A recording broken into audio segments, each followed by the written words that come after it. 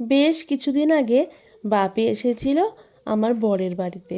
বরের বাড়ি কেন বলছি, আসলে মেয়েদের নিজের কোনো বাড়িই হয় না। যতই আমরা বলি না কেন, হয় বরের বাড়ি না হলে বাপের বাড়ি। হ্যাঁ হয়, যদি কোনো মেয়ে নিজের উপার্জিত পয়সায় কোনো বাড়ি বা ফ্ল্যাট কিনতে পারে তবেই সেটা নিজের বাড়ি হয়। সেই জন্যই বললাম বরের বাড়ি।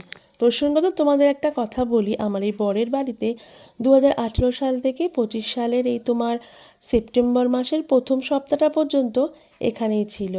আসলে অনেক দিন ধরে মা অসুস্থ, বাবি অসুস্থ, ওদের তো কেউ দেখার নেই। তো এখানে আমি নিয়ে এসেছিলাম বারাসাত, আমাদের যে ফ্ল্যাট আছে ওখান থেকে। তারপর আমার ছোটো বোনের ইচ্ছা হলো নতুন নতুন দেখবে, তো এখন বর্তমানে মধ্যমগ্রামে ছোটো বোনের কাছেই রয়েছে। আজকে সারাদিন কিছুটা সময় কাটানোর পরে বিকালবেলায় বাপি আর ছোটো মেয়েকে নিয়ে চলে গিয়েছিলাম মধ্যমগ্রামে।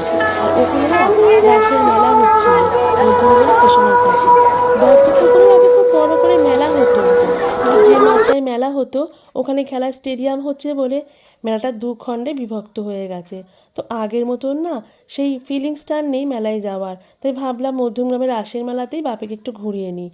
আর রাসের মেলায় গিয়ে যার এই পিঠের স্টলগুলো দেখে বাপিকে খালি একবার জিজ্ঞাসা করলাম, খাবে নাকি? আমি তো জানি হ্যাঁটাই বলবে।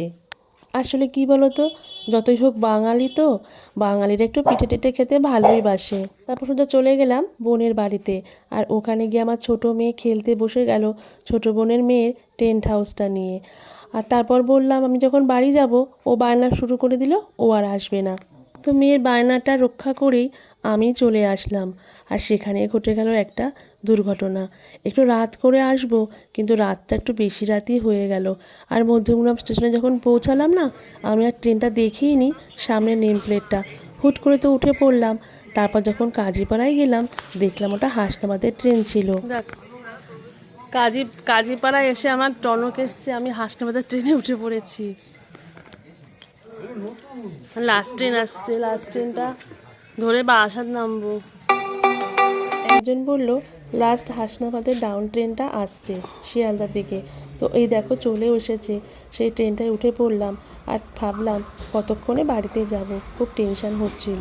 তারপরে যখন বারাসাতে নামলাম ঠিক লাস্ট ট্রেনটা ধরে আমাকে দত্তপুকুর নেমে গেছি, বাড়ি যাচ্ছি।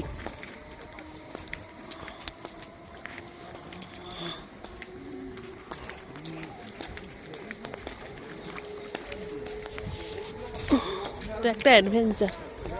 এটা কি লাস্ট ট্রেন কি জানি, মনে হয় এটা লাস্ট ট্রেন।